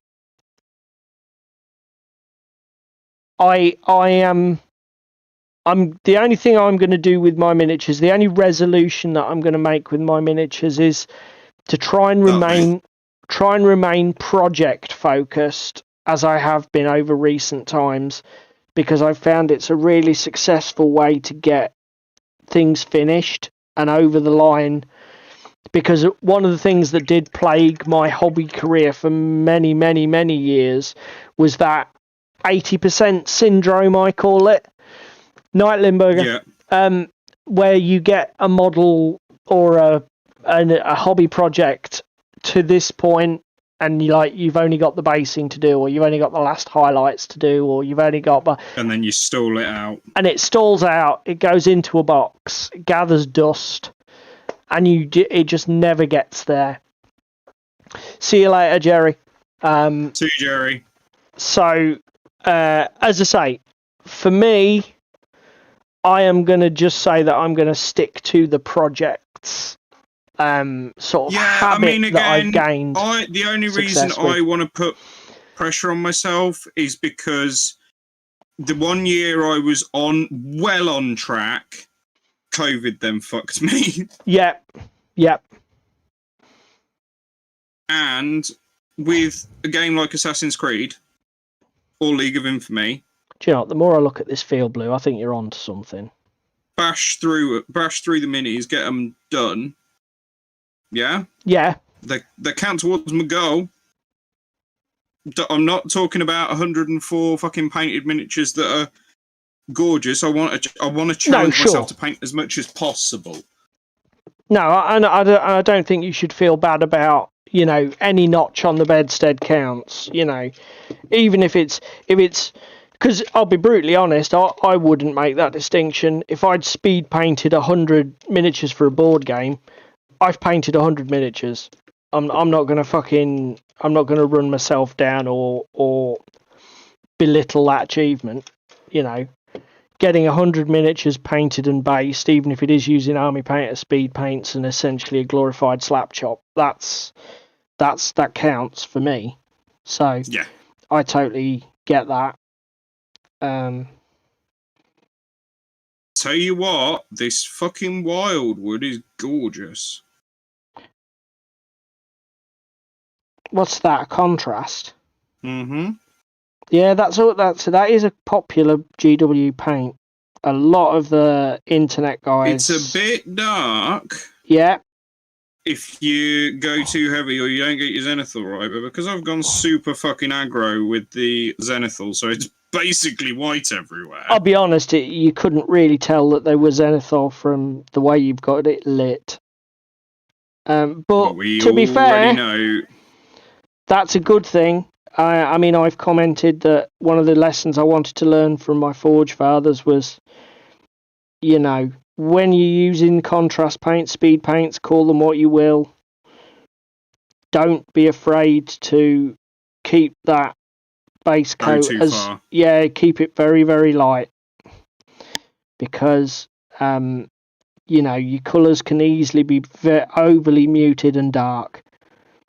And yes, you might want to go for that. There's applications where I can see that would be a thing, but it's easy to overcook it. And I would have liked my Forge Fathers to have a bit more punch. So, yeah, no, fair play with that, matey. So, if you're watching us later on YouTube, feel free to stick in the comments if you made a commitment, if you're making any hobby resolutions for yourself. For said items to be stuck in the comments, because I think we've already said it. We're gonna hold ourselves accountable this year for what we said we're gonna do. Very much. It would be nice at the end of the year when we do our 2023 year in review show for us to hold ourselves accountable, and if you're still here and a regular watcher, to shout out and get some hobby mojo and motivation for the fact that you painted whatever you wanted to this year, or you achieved your goals and your tasks that you set yourself. What about so talking about new games, the one thing I will say is I do know that I will be buying into one new miniatures game this year. That is my resolution on that, because there are too many to pass you by. To pass me by, and I think it's even with the rest of the stuff that I've got, one in a 52-week period is not. I want to, again, you've got to set yourself goals that are achievable. For me to say, oh, I'm not buying anything new, it won't happen. It'll have to be something. But if I set myself the limit of one, having done that, I can then say, well, I did say only one. And it makes it then a little bit more achievable to stick to it. This is in my head. And the other thing... So the question is, mate... Because we know when you're probably going to buy, let's be brutally honest. Maybe at UKGE. This is what I was about to say. If you hold off until after UKGE... Yeah. I know, because obviously you've got enough on your plate as it is at the moment. I'm hardly short of things to get done. That then allows you, at UKGE, to be really critical and go, is this the game for me? Is this the one that I want to buy this year? Is this the one for me? Yeah. Do you know what I mean? Yeah, I do know exactly what you mean, and you make a fair point. I mean, there are so many that I could... I mean, again, I've already called it, because V's gone with his start set for Fallout. I'm going to have to buy Fallout this year. I'm going to have to get some people excited in that, because it's a brilliant game. Yeah, we played it at Expo, and we loved it. Here's the thing, right? Should we, bearing in mind what we just said a minute ago about if you're buying into something that gives me... Is it sensible for me to buy into something completely different if you're buying into Wasteland Warfare? I mean, does buying into Wasteland Warfare technically count if somebody else has got the starter? Do you see my point here? No, what do you mean? What do you mean? Illuminate me. Just looking at the chat, I took my eye off it because I thought Jerry was saying ta-ta for now, and he wasn't. He was basically just saying goodbye to cheesy bollocks. Which I think is obviously his endearing term for cheese me. Go on, mate. If you were to buy, if a Fallout box happened to slip into a basket and was purchased for you, does that technically count as getting into a new game? Look, if you're forced and or peer pressured, if something is bought for me, I all bets are off, because obviously, if you have a word with my missus and she ends up buying me something, because you knew from conversations we'd already had, I had no intention of buying it for myself. Of course, I'm going to give it some attention. You know, your one's not going to be a churl about it, but what I was, because I mean, but like having said, okay, well, Wastelands Warfare, cards on the table. I am going to be doing something with Wastelands Warfare this year. I mean, one of the games I talked about it in our stream with Jerry and Tim, Marvel Crisis Protocol. It was on my Christmas list, and I really hoped Ross was going to buy me the starter set, but she didn't. And it's now put me in the position where I'm thinking about it a lot. And I've played the game several times when I was up in Scotland, and it is such a damn good game. Frankly, I could get excited about painting the miniatures as well, because obviously I do like those superhero minis. I would like to counter Go on. offer. Star Wars Legion, you've got it. Fucking paint it. Well, Star Wars Legion, that's what Star Wars Legion comes into the... I already own it. I've owned it for forever. I should get the fucking thing on the table. Do you know what I mean? Get it on the table, get some games, and then start deciding and mithering about whether you're going to play some MCP or not. Go play some other new shit that you've not fucking played with because you've not built it and fucking used it. Yeah. And then come back to the story of, do I go for Marvel Crisis Protocol? Because you might scratch your itch fucking in other places. Yeah, I mean, essentially, you're just reiterating the keep your powder dry, wait till UKGE, get some of the year behind you. Don't be in a mad rush to and again, do you know what, that is a fair point. If I'm putting myself under the restriction of I will only pick up one new miniatures game this year, is January the time to commit to that? No, probably not. You're going to be fucking sick and tired of it. Well, yeah, but we know that's not the case because obviously I've got so much other stuff. I mean, Jesus Christ, how many games have we talked about in the last half hour that we've been champing at the bit to play? Fucking Mythos and Wild West Exodus and blah, fucking blah. Do you know what I mean? Not picking up Game X isn't really... I'm not gonna cry over it, am I? But I think your point about not being too hasty, my son. What did I say a minute ago about not making impulse purchases? Maybe I should take my own fucking advice and, like you say, just hold on there. Give it a few months. I'm gonna hack into your computer and change all of your Wayland and Zatu passwords, and then you've got to come to me first before you can buy anything, and then it'll be a very considered purchase.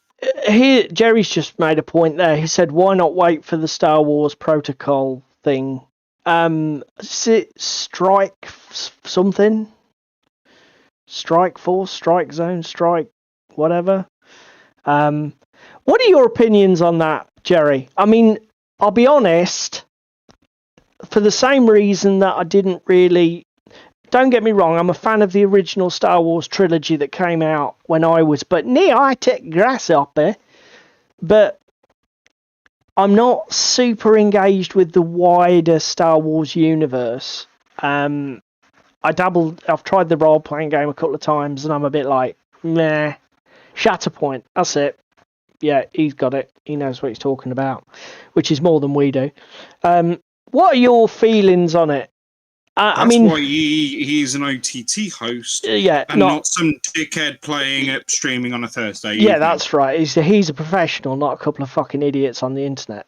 So yeah, what's your feelings on it? Like I say, I'm not massively sold on the Star Wars universe, so it's like I don't shit my pants and drool. Honestly, I wouldn't even be looking at MCP if I hadn't played the game and it was like, oh my god, this is such a good game.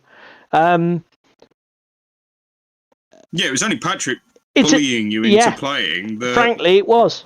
Yeah, Patrick saying, look, you should play this, you should play this, you should play it. Yeah, all right, Patrick, let's fucking play it then. God, if it shuts you up. And do you know what? And it's like, actually, fuck, he was right. Yeah, Alex. Can't really call it. It was a good game. But it's out of scale, isn't it? Am I right in thinking it's like a 40, 50 mil? I think. It's some fucking stupid So scale. You're gonna need custom terrain for that. Yeah. And the miniatures aren't going to double up. I'm not going to be using the miniatures in my Imperial Assault board game. I'm not going to be using the miniatures in my Legion forces. So I'm a bit like, I could sort of take it or leave it, very much with the emphasis on leave it, really. Okay, so it's Marvel Crisis Protocol scale, so it's 35-ish. Right, okay, mate. So, what do you think, Jerry? Have you had any sneak peeks? Have you had any copies around the office or people showing you gameplay? Do you know anything about it? Is it would you say it's a hot product? Are you just excited because it's Star Wars and you're a bit of a Star Wars fan? I know that you were into Legion and that, and you've been involved in a lot of the Star Wars stuff on OTT. I didn't know if that was just work for you or whether you were a bit of a, I don't know what the name for a fan of Star Wars stuff is. I've seen nothing. Yeah, that's fair. What about you, David? What do you think? Are you a Star Wars? No, I'm not. So you don't really care one way or the other? I couldn't give a fucking ticker's cheers about. Has the game? Have Look you at it seen this anything way. about it? Club's got X-Wing, you've got fucking Legion. Am I chomping at the bit to play either of those games? No. No, that's fair. But your point is a valid one. Because like I say, Crisis Protocol, I've played it. I haven't played Moonstone. I haven't played Bushido. Now, you see, the thing is, there's David's called it. Seen nothing. I imagine it will kill Legion dead. I wouldn't be going in Star Wars. AMG got Legion dumped on them. You won't be going near Star Wars Crisis Protocol, which is what you've christened Shatterpoint. Yeah. No, okay. No, yeah. No, I'm the same as you. No, I've got no enthusiasm. I mean, I was just thinking about, I haven't played Moonstone. I could easily see that game being something that tickles my pickle. Bushido, oh my god. I'd probably buy the miniatures even if the game was shit. I'll tell you right. Board games. Yep. I think this is another commitment I want to make this year. Okay, we've got another hobby resolution, have we? Another hobby resolution. Yep. To play some fucking form of linked campaign for Arkham Horror or Cthulhu or your fucking living card game or whatever. But to play it and enjoy every fucking minute of it. Do you know what I mean? Yeah, well, to be fair, we've already sort of like set ourselves a joint goal of doing that. This is what I'm saying. This is a resolution that I want to stick to. So you're putting it up on the internet for the world. Hence why I'm sticking it on the internet for everyone to see. That's fair. Because obviously, we had the conversation about, and I'm sure everybody out there in internet land agrees, some of the most satisfying games that you can play are campaign, story-driven games, but actually making the time in your social and hobby calendar to commit to a game that requires maybe 12 or 15 plays to reach a conclusion is so difficult. I mean, I admire people who commit hard to role-playing. I mean, even like commit to a D&D campaign and they'll do that. That'll be their entire hobby activity for 2 years. Is just playing in that campaign. You're just like, all credit to you. But I bet the satisfaction is huge from doing something like that. But yeah, no, I'm on board with that, mate. Like I say, I think you really want to milk your board game for value, and I'm up for helping you do that. Well, again, I'm not adverse to milking your card collection, your living card collection. But for me, there's a lot of setup and messing around, and just for me, the living card game doesn't feel as good. Yep. I know I've only played it once or twice, but it doesn't feel as dynamic as running around Arkham and King Innsmouth and everywhere else to fucking rescue the scenario, because you're not wandering around a board trying to fucking fight off people. You've just got cards moving around on cards. Do you know what I mean? Yeah, sort of. Probably completely wrong, but... No, but you've got to speak to what you feel. I mean, for me, I enjoy the card game way more. Because it gives me so much variety in the scenarios. I know the card game itself is way more focused on like individual scenarios. Do you know what I mean? What do you mean? And the flow. Well, I think probably the bit that hasn't, I don't know even if it would necessarily, it might not even be a USP for you. It might not be something that, you know, is a factor for you. But you've just said, like, the 3rd edition board game, you set the board up, and like all of the 3 or 4 scenarios in that board game, the base game, not counting any of the supplements, they use the same tiles. You've got different layouts, different story cards, but the tiles are laid out differently. But it's still hexagons linked by. Do you know what I mean? You're still running around Arkham. You're not running around Paris and then London and then Arkham and then running around a swamp. You know, the thing that I like about the living card game is that is exactly what happens. So like in the Dunwich Legacy campaign, first scenario you're running around, well, depending on what order you play the scenarios in, but just in the base set, you're running around a university, then you're running around a speakeasy gambling club. Then the 3rd scenario is you go to a museum. Then you're on a train. Then you are in a village out in the wilds of whichever state Arkham is in, Massachusetts. Then you leave the village and go out into the wilds around the village, so you're exploring heathland and moors and swamps and trying to kill these monster things.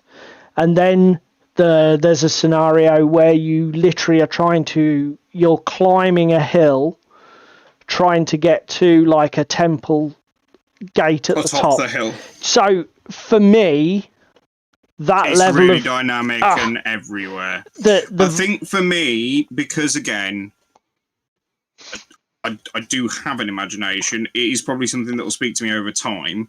But because I play a lot of board games at club, I want something that people can just pick up and recognise immediately where they are. Do you know what I mean? The one thing I will give you about the board game is that it is way more accessible than the card game. Because the card game is effectively you're playing with a constructed deck of cards. And like all of these card games, I mean, I don't know how many cards are printed for Arkham Horror Living Card Game now. It must be several hundred, maybe even 1,000. I don't even know what the numbers are. But that level of complexity does mean that it's a different proposition in terms of what gamers will actually be able to come to it without having to go through all of the training wheels missions and start at the beginning. Do you know what I mean? And be led by the hand through the whole process. I mean, the other reason why I'm not too concerned is, although the living card game is definitely for me the better game for me, ultimately, I know because of that I will never buy the board games like you bought. But if I play along with you. I've got a chance to experience something. And do you know what? The card game works so well solo. I know I'm going to get to play that as well. So from an entirely selfish point of view, I'm perfectly willing to jump in on your let's play everything in the board game in a year. Because, you know, like I say, for me, it's a win-win. I've got an entire collection it's like I want to get Everdell to the table a bit more this year as well. Yep. For different reasons. I've got a load of expansions. Lads at Club quite like the content and stuff, so let's get it done. Do you know what I mean? Yep. I don't think I'm going to make board games any part of my... No, and again, it's not necessarily a resolution. It's more of a talking point for me. Having said that, I have said that I do want to play some more Mythic Battles Pantheon. But then that falls into the... I've got so much money invested in these things. And Mythic Battles, sadly, does not have a solo mode. It is one of those things that it doesn't have a good AI. You need a good opponent to enjoy it. It's adversarial. It's not cooperative. So the game loses a huge amount of its satisfaction unless you're playing against an opponent who's got some skills. Do you know what I mean? Yeah, I know what you mean. So right, I think that has worked. I just might need to give him a bit of a dry brush, and then his skin will be done. I have made a decision. I am not going to do his trousers black. Are you doing them field blue? I've done his sort of like shirt sleeves field blue, but there's so little of it on the model. I'm wondering whether I should do his trousers the same, but then again, I don't want him to look like he's in a jumpsuit and has just walked off the set of Alien Resurrection. Do you know what I mean? Yeah. So I'm a little bit wary of doing them the same. Should we go down to my minicam? Yeah, we can do wet so. Wash?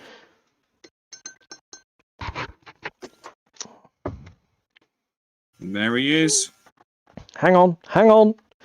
Don't panic! Don't panic! Fade. Oh yeah, that's looking a lot more red. That's looking pretty good, mate. Have you got enough definition on the highlights for what you wanted? It's difficult to see with your lighting. I'm just going to go back in with a dry brush, I think. Just on the highest highlight. Yeah, just give him a touch of a dry brush once he's dried. So what did you knock it back with in the end? How did you go? What did you do with your wash step in the end? Recess wash of Drucci. Okay. And pulling it off the surfaces to get that contrast in there. Yep. And then I did a glaze of... I tried some black brown, thinking... Black red even. Yeah. Thinking, it's darker than cavalry brown. It'll work. It went this colour. Yeah. So I then added in some of this bad boy. Yep. Flesh Terror's red contour, and ended up with this nice red here.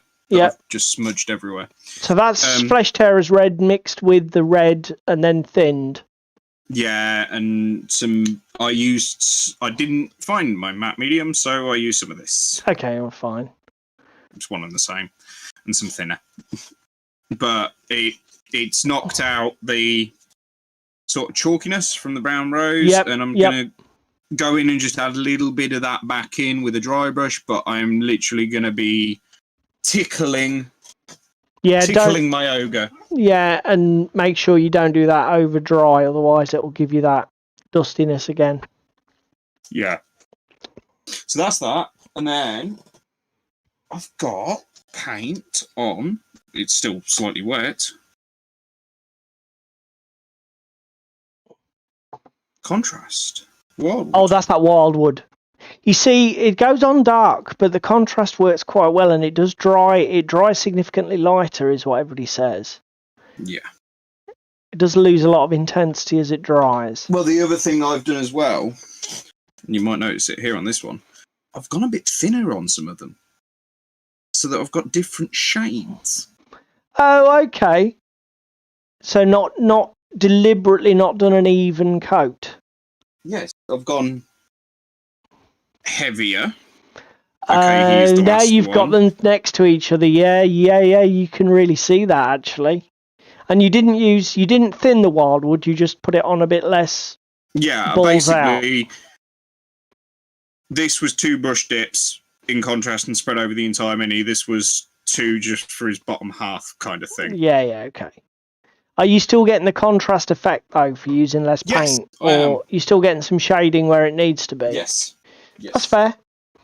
Good stuff. Good stuff. Yes. So back to I don't want him to look like he's wearing a jumpsuit. What colour do I do his trousers? It's like Jerry said, this man is not a member of the pleb classes. There's no reason he would wear Hessian brown. Colour theory. Let's open a colour wheel, see if that inspires me, shall I?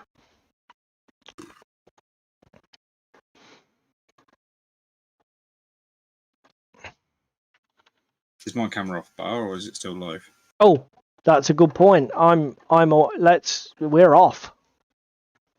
Right, let's go to a colour wheel.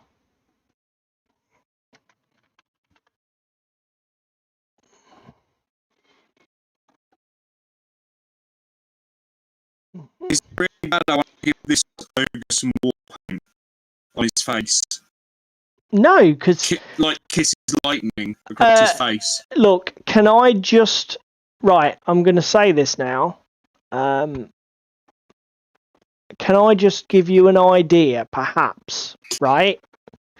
Are you familiar with death metal face paint? Corpse paint, No. they call it. Okay, so if you Google corpse paint, death metal corpse paint, basically it's that highly stylized black and white face paint that death metal bands, particularly from Norway, the Scandinavian countries, all those death metal artists use it ubiquitously. So, oh yay! My Vallejo dip has decided to leak in my box. So, you could do some variety of that. Now, some corpse paint is highly intricate, and it may not be, something that you want to go full bore on. But yeah. can I just throw it out there as it would absolutely fit the theme to a T. So black. We've got red, green. Yeah, no, that's too Christmas.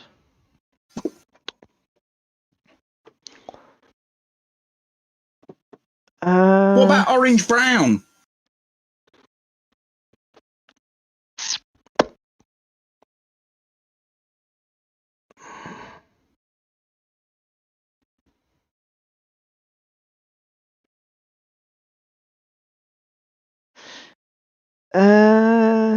Yeah, I mean, so if you're taking your base, if red is the sort of like cornerstone of your color sort of like thing, if we go for an even complementary split, we've got red, yellow, blue. We could go for the less evenly split complementary scheme of red, teal, and then that yellow, green. Now, this blue grey sort of has hints of the blue that you would get, so it would be sort of like a highly desaturated blue green. Yeah. So could we go with something like the yellow green, but really decent? Oh, do you know what? What you about? just found? Well, I'm just looking at green sky, which is a beautiful pastel colour. Yes. That I probably wouldn't have thought of using in any other context that immediately comes to mind. But would green sky work for this? Probably.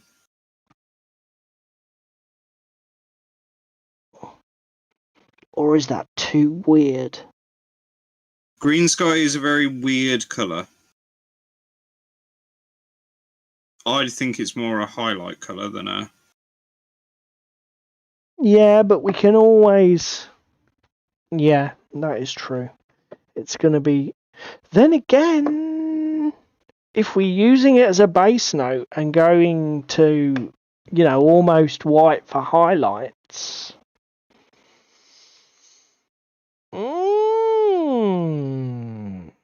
You could use Iraqi sand for highlighting it and drag it even further into the pastel.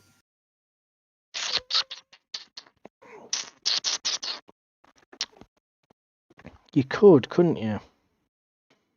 I think something like lime green and golden olive, they're all just way too Ostentatious and out there. ostentatious, yeah. Jerry! If you're still here, give him some advice. Yeah.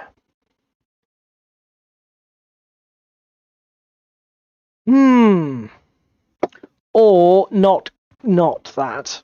Counterpoint, purple. Well, yeah. Red, purple, classic. Again, it's the lower half of the model, so we possibly want to be using darker colours rather than lighter colours on the lower half of the model.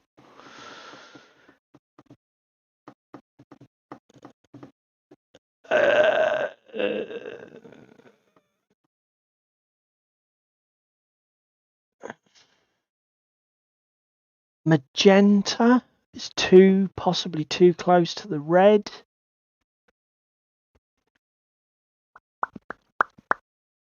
I said it earlier. Do you know what? I'm just gonna Oxford blue. Do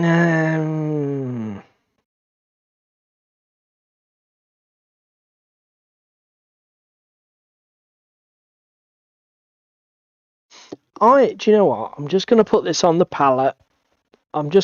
Because do you know what? I'm sitting here looking at it. Just put it on the palette, and let's see what it looks like on the model. We can always paint over it. Happy little accidents. Yep, and I'll know within a few minutes whether I've hit upon genius or fucking madness. So let's just do that. Well, I'm just beginning to throw the German grey base coat colour down for his leather jacket. Ooh, you see.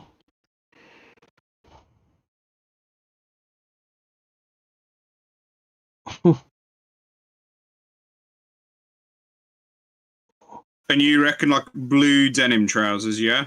Well, that's what I would do. I would just lean into the rocker thing. I mean, the other thing you can do is, again, go the death metal thing. So it's like, it's basically shades of black. You know, black for everything. And do you know what, actually? If I did that, I could then do his guitar blue. Well, I was going to say, A, it'll make the skin pop like a nutter. But B, you can put any, you know, if you do the clothing completely neutral, it doesn't matter what you do with the guitar, it'll all work, won't it? Because black carries everything. Well, I have got Vallejo gunmetal blue, which is like that metallic blue. Yep. I know it's a bit bright and out there, but...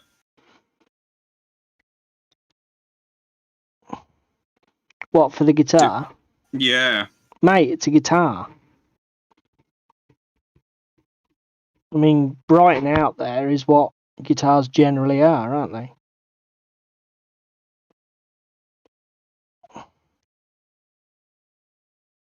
I mean, Christ, think of even classic guitars like old Fenders. They're all done in like sunburst and...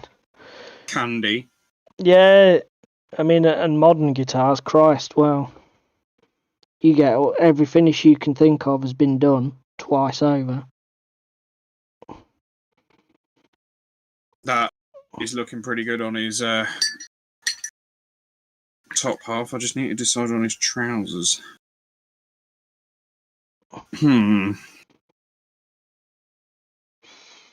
I'll tell you what else I'm going to do and be really ostentatious and out there. He's going to have a purple tongue. Goes well with the red.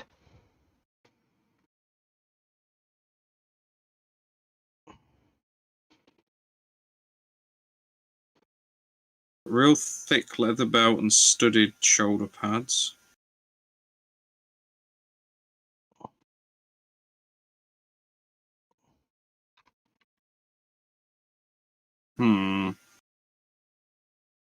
Think about that. And it's 10:10.